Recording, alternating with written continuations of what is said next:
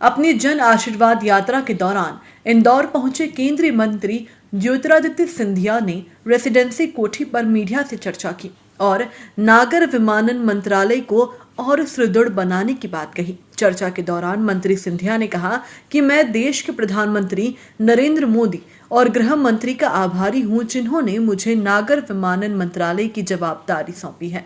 मैं देवास और शाजापुर की जनता के द्वारा दिए गए आशीर्वाद से अभिभूत हूं, जिन्होंने मेरा भव्य स्वागत किया। उन्होंने कहा कि प्रधानमंत्री मोदी के नेतृत्व में नागर विमानन विभाग कई नए आयाम स्थापित कर रहा है। देश के कई छोटे शहरों से 140 से 170 हवाई यात्राएं शुरू की गई है, जो एक भारत को पहचान दे रहा है। जनता की आशीर्वाद सबसे बड़ी पूंजी जिंदगी में होती है और जनता की सेवा के लिए हम लोग तत्पर होते हैं। इसलिए राजनीतिज्ञ कम और जनसेवक ज़्यादा, मेरे लिए वो उपाधि ज़्यादा आकर्षित है। और जनसेवा के रास्ते पे अगर हम निकले हैं तो जनता का आशीर्वाद प्राप्त करना ये सबसे बड़ी पूंजी होती है ज़िंदगी में। और जो कल भव्य शाजापुर और देवास में स्वागत हुआ, मैं ज़िंदगी भर शाजापुर और देवास की जनता का ऋणी रहूँगा।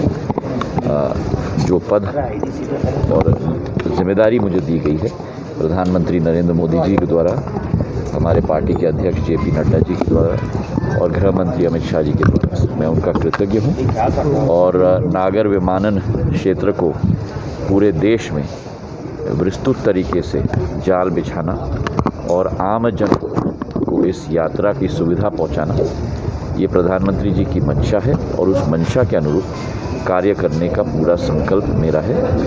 जो प्रधानमंत्री जी बार बार कहते हैं कि हवाई चप्पल वाला भी हवाई सफ़र कर पाए, इस संकल्प को हमें साकार करना है। आज उन छोटे छोटे शहरों से भी, जरसुगुड़ा हो उड़ीसा का, रूपसी हो आसाम में, इन छोटे छोटे शहरों में भी करीब 140 से 170 फ्लाइट्स प्रतिमाह निकल रही हैं। तो हमारा पूरा विश्वास है कि आने वाले दशक में भारतीय नागरिक हवाई सेवा से ही यात्रा करना चाहेगा और इसका एक जाल हमें पूरे देश में बिछाना होगा। गौरतलब है कि केंद्रीय मंत्री बनने के बाद ज्योतिरादित्य सिंधिया 3 दिन के मालवा निमाड़ के दौरे पर हैं, जहां वे जन आशीर्वाद यात्रा के दौरान जनता से आशीर्वाद ले रहे हैं।